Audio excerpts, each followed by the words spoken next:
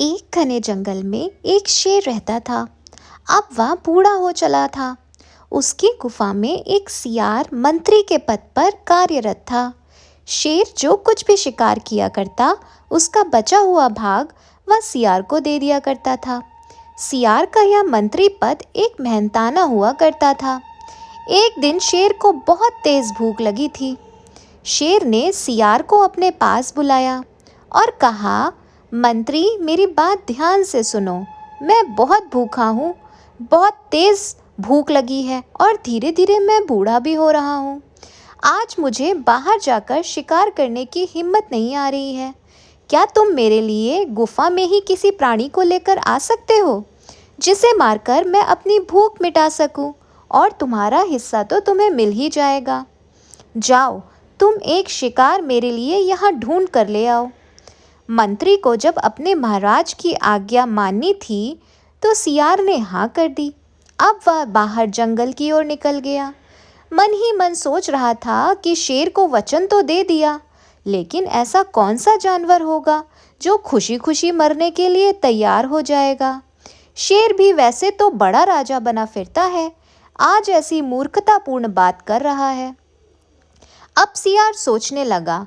कुछ देर सोचने के बाद उसे एक युक्ति सूझी और जल्द ही उसकी तलाश भी खत्म हो गई। उसे पास में ही एक गधा दिखा, तो युक्ति के अनुसार वह पहले गधे से मिला और फिर उससे बोला, अरे मित्र, तुम यहाँ क्या कर रहे हो? तुम्हें पता नहीं है क्या, शेर ने तो तुम्हें अपना मंत्री घोषित किया है। गधा तो मंत्री वाली बात सुनकर खुशी से फूले नहीं समा रहा था। उसे लग रहा था कि अब उसका जीवन सफल हो गया है, एक अच्छा कार्य उसे मिल गया है। सियार बात करते करते उसे शेर की गुफा के अंदर ले आया।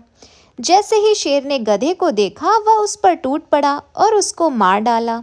शेर भोजन करने से पहले स्नान करना चाहता था, अतः उसने सियार से कहा, तुम भोजन का ध्यान रखना, मैं अभी आता हूँ स्नान करके।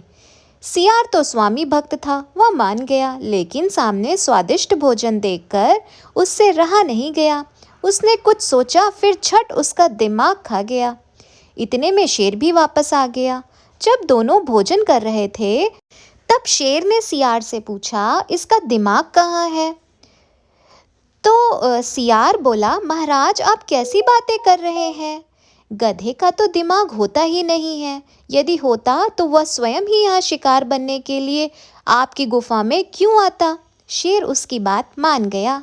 अब दोनों फिर से शिकार का आनंद लेने लगे। तो इससे यही सीख मिलती है कि धूर्त अपनी चालाकी से कभी नहीं चूकता। कहानी पसंद आई हो तो कमेंट करके बता देना। वीडियो पसंद आ गई हो तो लाइक कर देना।